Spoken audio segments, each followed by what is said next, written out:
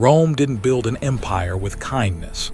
Inside the mighty Roman Legion, discipline was brutal, unforgiving, and often deadly. Every soldier lived with the constant fear of punishment designed not to correct mistakes, but to terrify the entire army into obedience. Today, we uncover the harshest, most terrifying punishments Rome used to control its soldiers.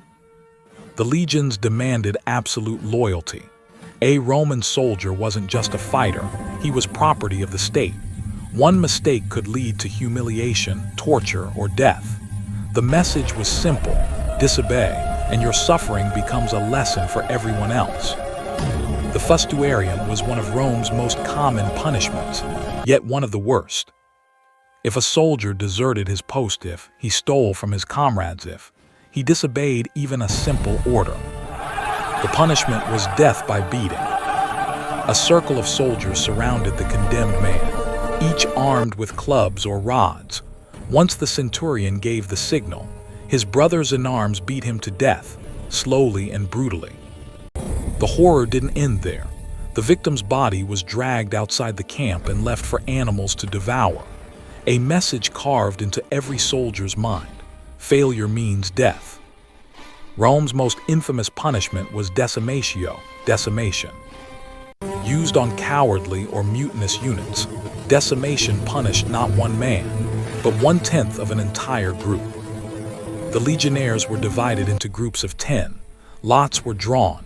One man from each group, completely at random, was chosen to die. The remaining 9 were forced to kill him with clubs and stones. The innocent died beside the guilty.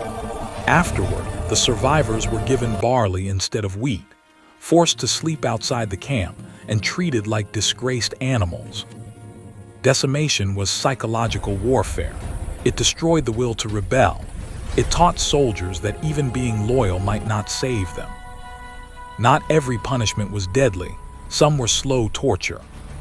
Soldiers could be punished by cutting food rations, docking pay, taking away armor or weapons, banishment from camp tents, forced hard labor. These punishments weakened the offender physically and mentally, while serving as warnings for others. Every centurion carried a symbol of authority, a vitus, a thick vine staff. To the legion, it meant fear. Centurions used it to strike any soldier who moved too slowly, marched out of line, or hesitated in battle. Being hit was normal. Being beaten to the ground was common. Bleeding was expected. The vitus reminded the soldiers that the centurion owned their bodies, their time, and sometimes their lives. Rome believed discipline won wars. Fear made soldiers march farther, fight harder, and obey without question, and the empire's victories proved them right. But behind every Roman triumph, behind every battlefield victory, behind every expansion of the empire, there were soldiers living in terror. Punishment built Rome, one beaten, bloodied legionnaire at a time.